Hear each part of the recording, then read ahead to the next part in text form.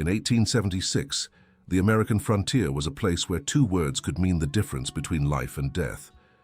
Don't hurt her. She's my wife now. When a black freedman and a Comanche woman crossed paths in Texas, they defied not one law, but many. Not one boundary, but countless. Their story was buried for nearly 150 years, until now. What happens when love becomes an act of rebellion? What price do you pay when your heart chooses someone society says you cannot have? Stay with me until the end, because the final chapter of this story will change how you see American history forever. These are the stories that weren't meant to be told, but that deserve to be remembered. If this is your first time here, welcome to the Black Rancher, where we uncover the forgotten stories of courage from America's frontier. I'm dedicated to sharing the true tales of black cowboys, ranchers, and pioneers who helped build the West against impossible odds. Hit that subscribe button and notification bell right now. These stories deserve to be heard, and I promise you'll never look at American history the same way again. Now let's ride back to 1876 Texas, where a chance encounter was about to change everything. North Texas, June 1876. The unforgiving Texas sun beat down on Elijah Washington as he guided his horse through the scrubland 20 miles north of Fort Worth. At 34, he carried himself with the quiet confidence of a man who had survived both slavery and war. His broad shoulders and powerful build spoke of years of hard labor, while his watchful eyes missed nothing in the landscape around him. Elijah had worked as a ranch hand for 5 years since the war ended, saving every penny until he could afford his own modest spread. Now he had 200 acres, 30 head of cattle, and a reputation as the best horse trainer in 3 counties. White ranchers who wouldn't invite him into their homes would still seek him out when they had a troublesome stallion. The crack of a rifle shot cut through the stillness. Elijah reined in his horse, listening. 3 more shots followed, along with distant shouts. Instinct told him to ride in the opposite direction. A black man inserting himself into white men's business rarely ended well. But something pushed him forward.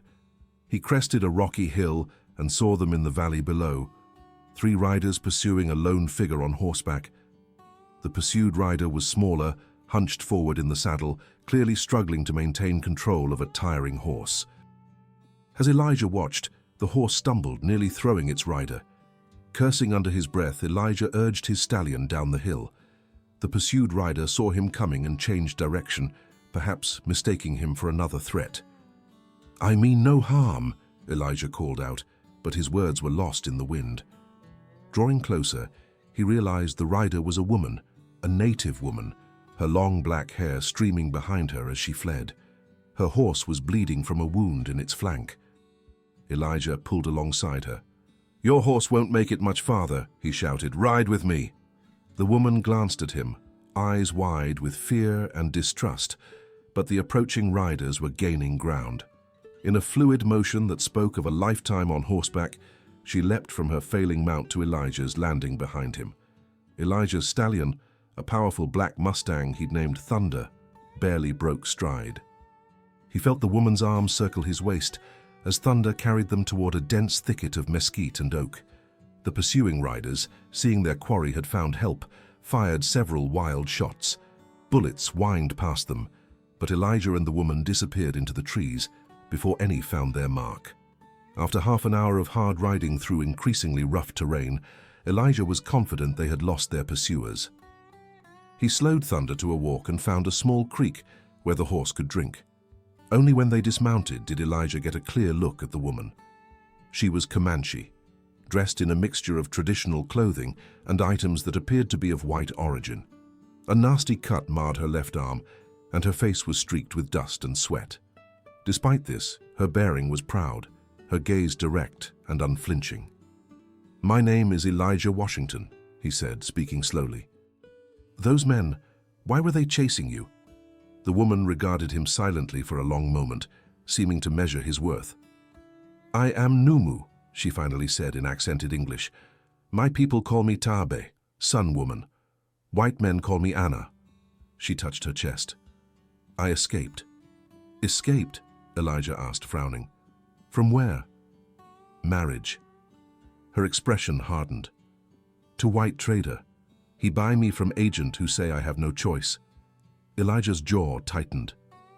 He'd heard of such arrangements, Indian agents using their authority to effectively sell native women to white settlers, calling it assimilation. "You speak English well," he observed, offering her his canteen. She took a careful sip. "Mission school, 3 years, before they send us to reservation." Her dark eyes studied him. "You not like other black men I see. You have own horse, good clothes, no master?" "Not anymore," Elijah replied. "I have my own land now, small ranch." Anna nodded, seemingly impressed. "Those men will not stop looking. Trader paid many dollars for me." "Then we best keep moving," Elijah said, checking Thunder's saddle. "I can take you to Fort Worth. There's a man there, a lawyer who helps freedmen. Maybe he can help you too." "No forts," Anna said firmly. "No towns. They find me there first. Need to reach my cousin's camp. 2 days' ride north." Elijah hesitated. Getting involved in this woman's troubles was dangerous. If caught helping her escape, he could lose everything he'd worked for, maybe even his life. But looking at her determined face, he made his decision. "All right then," he said, mounting Thunder and offering her his hand. "North it is." As dusk fell, Elijah and Anna made camp in a sheltered ravine. They spoke little as he built a small, smokeless fire, but Elijah felt her watching his every move. "You hunt?" she asked, as he prepared a rabbit he'd snared. "When I need to," he replied. "Learned as a boy before I was sold away from my mother's people in Virginia." "You were slave," she stated, not a question. "Until I was 25, Elijah nodded. "Then the war came. I ran to Union lines, fought for 2 years.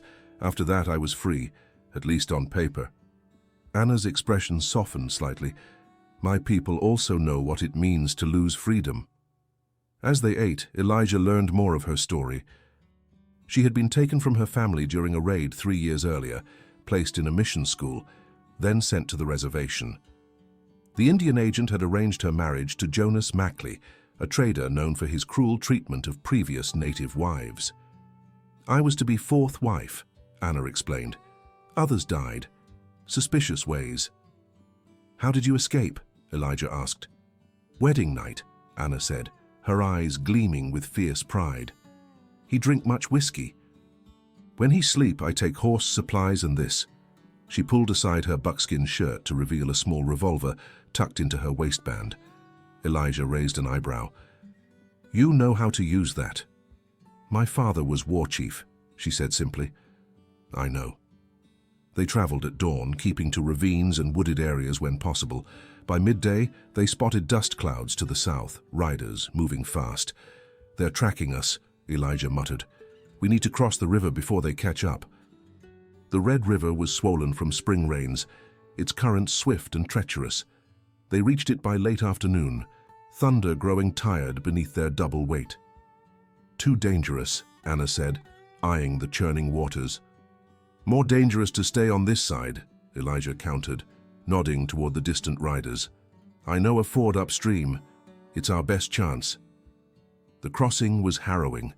Thunder struggled against the current, water rising to his chest. Halfway across, the stallion lost his footing on the slick riverbed. For terrifying seconds, they were swept downstream before Thunder regained purchase on a sandbar. Soaked and exhausted, they emerged on the far bank as the sun disappeared behind the western hills. Their pursuers had reached the southern shore, but seemed unwilling to attempt the crossing in fading light. "They will try at dawn," Anna predicted. "Then we ride through the night," Elijah decided, despite his bone-deep weariness. They continued northward under a canopy of stars, Anna occasionally guiding them with her knowledge of Comanche trails, invisible to most eyes. As they rode, Elijah found himself increasingly drawn to her quiet strength and fierce determination. By sunrise, they had gained significant ground, but Thunder was near collapse. They stopped in a dense thicket to let him rest. "Your cousin's camp, how much farther?" Elijah asked, massaging his horse's trembling legs. "Half day's ride," Anna replied, scanning the horizon. "Beyond those hills." They slept in brief shifts, one always keeping watch.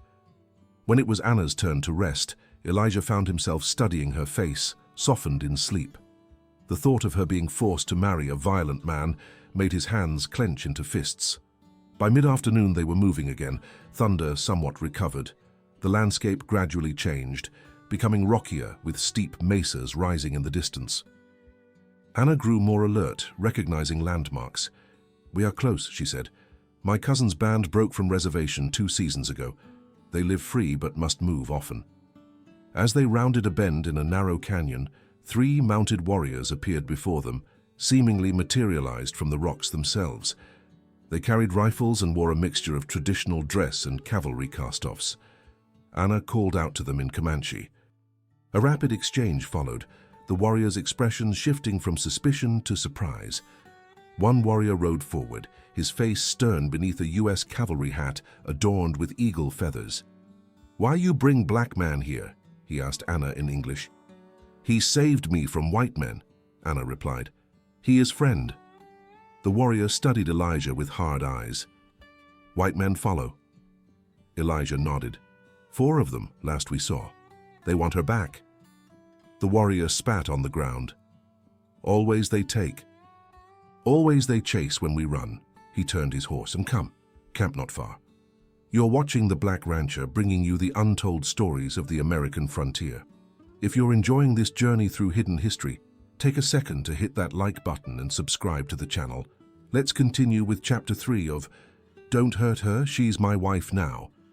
The Comanche camp was hidden in a sheltered valley, nestled between towering rock formations. About 30 people lived there, mostly women, children, and elderly, with a handful of warriors. Their teepees were arranged in a semicircle, with horses corralled nearby. Elijah noticed how thin some of the children appeared, how few horses remained in the corral. This was a band struggling to survive. Anna's reunion with her cousin, a woman named Taabe, was emotional. As they embraced, Elijah stood awkwardly to one side, acutely aware of curious and sometimes hostile stares. One of the warriors approached him. "Your horse very good," he said, admiring Thunder. "You steal from white man?" Elijah shook his head. "Raised him from a colt, trained him myself." The warrior looked impressed despite himself. "You have ranch? Land?" "Small place," Elijah acknowledged. "Nothing grand." "Strange times," the warrior mused, "when black man has land, but Comanche must hide in rocks." That evening, the band's leader, an elderly man named Quanah, called a council. Though he spoke no English, Anna translated his concerns. "He says white men will come," she explained. "They will not stop with taking me. They will report this camp to soldiers." "The band must move again," another warrior added in English. "But we have sick ones, children cannot move fast." Elijah listened silently, understanding their dilemma. The camp couldn't stay, couldn't move quickly, and couldn't fight the forces that would come if discovered. As the discussion continued, a young boy ran into the circle, speaking rapidly in Comanche. The council fell silent. Anna turned to Elijah, her face grave. "Riders coming. 4 men." Quanah spoke again, his voice carrying authority despite his age. "He says you should go," Anna translated. "This not your fight." Elijah stood, looking around the circle at these people who had survived against impossible odds. "These men are following me as much as they're following Anna," he said. "I brought them to your doorstep. I'll help deal with them." His words, translated by Anna, caused murmurs of surprise. Quanah studied Elijah for a long moment, then nodded slowly. The warriors quickly formulated a plan. They would not kill the white men if it could be avoided. Such actions would only bring the cavalry down on them. Instead, they would try to intimidate them into leaving. Elijah and 3 warriors positioned themselves at the narrow entrance to the valley. They didn't wait long. 4 riders appeared, led by a heavy-set man with a thick beard and cold eyes, Jonas Mackley. Behind him rode the 3 men who had been chasing Anna. They pulled up short upon seeing Elijah and the warriors. "You're making a mistake, boy," Mackley called out. "That Indian woman is my property, legal and proper." "No person is property," Elijah replied, his voice steady despite the rage building inside him. "Not anymore." Mackley's face reddened. You don't understand what you're meddling in. I paid good money for that squaw, and I aim to get what's mine. She has a name, Elijah said. It's Taabe. I don't care if she calls herself Queen of Sheba, Mackley snarled. Step aside or things will get ugly. Behind Elijah, the warriors notched arrows and raised rifles. From the rocks above, more warriors appeared. Actually, women of the band, dressed as warriors to create the illusion of greater numbers. You're outnumbered, Elijah observed, and these people have nothing left to lose. Mackley assessed the situation, his expression calculating. The army will pay bounties for renegade Comanches, he said. Maybe I'll come back with a patrol, collect what's due me that way. One of the warriors beside Elijah raised his rifle. You no come back, he said, ever. Mackley's hand twitched toward his gun, but one of his companions grabbed his arm. Jonas, we're outmatched here, he muttered. Let it go. For a tense moment, Elijah thought Mackley would shoot anyway. Then Anna emerged from behind the rocks, the small revolver held steadily in her hand. You afraid to die, Jonas Mackley? She called out. I am not. Better to die free than live as your wife. Something in her voice, the absolute certainty, seemed to penetrate Mackley's anger. His shoulders slumped slightly. This ain't over, he growled, but he turned his horse. As the riders departed, Elijah released a breath he hadn't realized he was holding. The immediate danger had passed, but he knew Mackley's threat wasn't idle. The band would need to move, and soon. That night, as the camp prepared for a hasty departure, Anna found Elijah sitting alone by a small fire. You risked much, she said, sitting beside him. For stranger. Elijah poked at the embers with a stick. Didn't feel right to leave you to face them alone. My cousin says you are unusual man, Anna remarked. Black man with own land, own horse. Man who stands against whites to help Comanche. Elijah shrugged. Just did what seemed right. They sat in comfortable silence for a while, the night sounds of the camp surrounding them. What will you do now? Elijah finally asked. Stay with your cousin's band? Anna's expression grew distant. Maybe, but they struggle already. One more mouth to feed. She trailed off. Mackley will not forget. He will tell soldiers about camp. You could come with me, Elijah said, the words surprising him as much as they seemed to surprise her. To my ranch. It's small, but there's good water, decent grazing. Room enough. Anna studied his face in the firelight. As what? Servant? As whatever you want to be, Elijah replied honestly. Free woman making her own choice. Anna looked away into the darkness beyond the camp. White men would not accept. Black man, Indian woman. I've stopped caring what white men accept, Elijah said quietly. Life's too short to let others decide how you should live it. Anna didn't answer immediately, but something in her expression shifted. I will think on it, she finally said, rising to her feet. We leave at dawn. The band moved out before sunrise, traveling north toward more remote territories. Elijah rode with them, helping to guide the elderly and children who struggled with the pace. Throughout the day, he found himself watching Anna as she moved efficiently among her people, assisting where needed, her face betraying no hint of the exhaustion she must have felt. By nightfall, they had reached a defensible position in the hills. As they made camp, Quanah summoned Elijah to his fire. The old leader's face was lined with weariness, but his eyes remained sharp. Through Anna's translation, Quanah expressed gratitude for Elijah's help, but also concern. He says you cannot stay with band, Anna explained. Too dangerous. White men look for black man with Comanches, easy to track. Elijah nodded his understanding. Also, Anna continued, her expression carefully neutral, he asked, what are your intentions toward me? Elijah felt heat rise in his face. Tell him I respect you and your people, that I offered you sanctuary on my land because it seemed right. As Anna translated, Quanah's weathered face creased in what might have been a smile. He spoke at length, gesturing occasionally toward Anna. He says, Anna hesitated, then continued.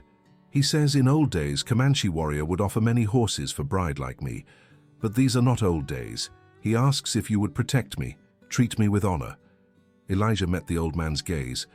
Tell him I would treat you as an equal, not a possession, that on my land you would be free to stay or leave as you choose."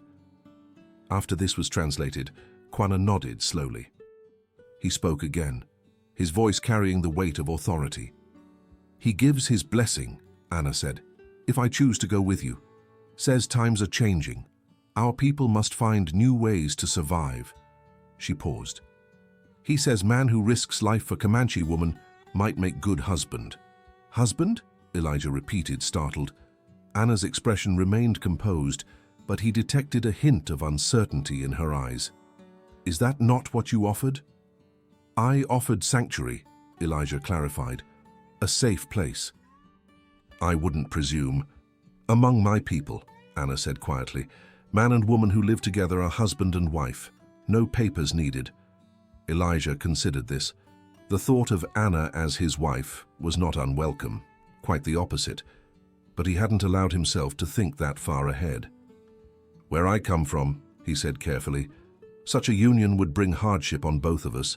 Freedman and Comanche woman, neither white nor Indian nor black communities would fully accept us." Anna's chin lifted slightly. "I do not need acceptance, only freedom." Later, as the camp settled for the night, Elijah found a quiet spot overlooking the moonlit plains. The immensity of the land stretched before him, reminding him of how small human concerns often were against such vastness. He heard soft footsteps and turned to find Anna approaching. "You avoid me," she stated, sitting beside him. "Needed to think," Elijah admitted. "About returning alone?" "About returning with you," he corrected. "About what that would mean for both of us." Anna gazed out at the landscape. "I have lost one home already," she said softly. "My people's way of life is ending. Quanah knows this. It is why he gives blessing." "And what do you want?" Elijah asked. "To live with dignity," she answered without hesitation. "To choose my own path." She turned to look at him. "You offered freedom. Is offer still open?" "Yes," Elijah said. "My home is yours if you want it." "As wife?" The directness of her question took him aback, but he appreciated her honesty. "If that's what you want," he said carefully.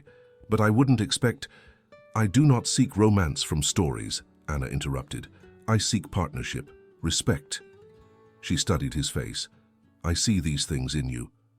Elijah felt something shift within him, a recognition that sometimes life's most important turns came unexpectedly. "Then yes," he said. "As my wife, if you'll have me." Anna nodded, a small smile playing at the corners of her mouth. "We leave at dawn," she decided, "before Mackley brings soldiers." 3 days later, Elijah and Anna approached his ranch as the afternoon sun cast long shadows across the rolling landscape. The modest cabin, corral, and small barn appeared undisturbed, but Elijah remained vigilant. "Home," he said simply, guiding Thunder down the slope toward the cabin. Anna took in the scene, the creek winding through grazing land, cattle scattered across distant hills, the garden plot beside the cabin. "Good water," she observed approvingly. "Good land." As they dismounted, Elijah felt a surge of pride seeing his home through her eyes. It wasn't much by some standards, but it was his, built with his own hands, paid for with his own labor. "It's simple," he said, opening the cabin door, "but sound." Anna stepped inside, examining the sparse but well-kept interior, the stone fireplace, hand-built furniture, neatly stacked provisions. "You live alone always?" she asked. Elijah nodded. "Since I bought the land. 5 years now. Lonely? Sometimes," he admitted, "but peaceful." Anna moved to the window, looking out at the land. "Peace is good," she said quietly. "After so much running." They settled into a routine over the next few days. Anna proved herself knowledgeable about plants, expanding Elijah's garden with native herbs and vegetables. She was also skilled with horses, having grown up in a culture where horsemanship was valued above all else. Elijah watched with admiration as she gentled a nervous mare that had resisted his training attempts for weeks. "My father taught me," she explained. "Horse must choose to trust, cannot be forced." On the 7th day, They rode into the small town of Meridian Springs for supplies. Elijah had warned Anna about the reception they might receive, but she had insisted on accompanying him. "I will not hide," she'd said firmly. The stares began the moment they rode down the main street, a black man and a Comanche woman side by side. Conversations halted, children were pulled inside, and men watched with narrowed eyes. At the general store, the proprietor, a thin, balding man named Simmons, served them with obvious reluctance. "Heard you had yourself an Indian woman out there," he muttered to Elijah while wrapping their purchases. "Didn't believe it till now." "My wife?" Elijah corrected quietly but firmly. Simmons' eyebrows shot up. "Wife? That ain't legal, Washington, and you know it." "Legal enough for us," Elijah replied, gathering their supplies. As they loaded their purchases onto Thunder, 3 riders approached. Elijah recognized them immediately, Mackley and 2 companions different from those who had pursued them before. "Told you this wasn't over," Mackley called out, dismounting. He looked better dressed than before, with a deputy's badge pinned to his vest. "Got myself appointed special deputy. Got papers here saying this woman's a fugitive from the reservation." Elijah stepped in front of Anna. "She's my wife." Mackley laughed coldly. "That so? Show me the marriage certificate." "Show me the permission from the Indian agent." He pulled a document from his coat. "Meanwhile, I got papers say she belongs under supervision." A small crowd had gathered, watching the confrontation with varying expressions of curiosity, disapproval, and in some cases, concern. "No paper makes person property," Elijah said, loud enough for everyone to hear. "Those days are supposed to be over." "This ain't about property," Mackley countered. "It's about law and order. Indians belong on reservations unless they got special permission. That's the law." One of Mackley's companions dismounted, moving to flank them. "Don't make this harder than it needs to be, Washington. We're taking the squaw back where she belongs." Elijah felt Anna tense beside him. Her hand moved toward the small revolver hidden beneath her shawl. "Don't," he whispered. "Not here." The situation was deteriorating rapidly. Elijah saw no good way out. Fighting would only end with both of them dead or imprisoned. Then an unexpected voice spoke from the crowd. "Those papers look mighty official, Mackley," said Judge Thomas Calhoun, the town's elderly magistrate, stepping forward. "Mind if I take a look?" Mackley hesitated, then handed over the document. The judge examined it carefully, adjusting his spectacles. "Interesting," he murmured. "Very interesting." He looked up at Mackley. "This says you're authorized to return a Comanche woman named," he squinted at the paper, "Eagle Feather to the reservation." "That's her Indian name," Mackley insisted. Anna stepped forward. "My name is Taabe," she said clearly. "Sun Woman, not Eagle Feather." The judge turned to her. "And you are married to Mr. Washington here?" Before she could answer, Mackley interjected, "No marriage between Indian and Negro is recognized by law, Judge. You know that." "Perhaps," the judge conceded. "But here's the curious thing, Mr. Mackley. This paper authorizes you to act in Indian territory. Last I checked, we're in Texas state jurisdiction." He folded the paper deliberately. "Your authority doesn't extend here." Murmurs rippled through the crowd. Mackley's face darkened. "Furthermore," the judge continued, "while Texas doesn't recognize such marriages officially, there's no law explicitly forbidding them either." He turned to Elijah. "Washington here is a property owner, pays his taxes, keeps to himself, never caused trouble." Mackley was not easily deterred. "She's still an Indian off the reservation, Judge. That's federal business." "Then take it up with federal authorities," the judge replied calmly. "Meanwhile, she's a guest in our community, under the protection of a respected landowner." He emphasized the word respected, looking pointedly at the gathered townspeople. Several of them nodded slightly. While few would socially accept Elijah, many respected his skill with horses and his quiet dignity. "This isn't over," Mackley growled, reaching for the paper the judge still held. The judge pulled it away. "I'll keep this for now. Evidence, you understand." For a moment it seemed Mackley might resort to violence. Then he glanced around at the crowd, which had grown larger and was watching intently.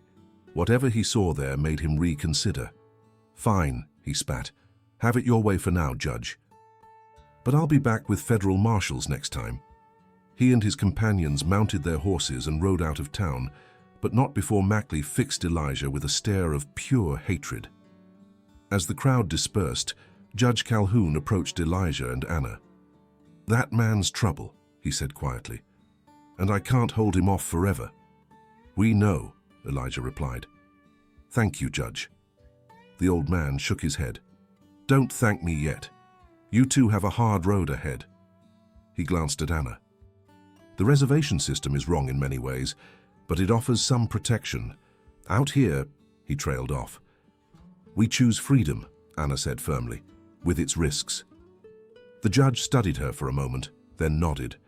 "Washington, you might consider moving further west. New Mexico territory, perhaps. Fewer people, fewer questions." Elijah helped Anna mount Thunder.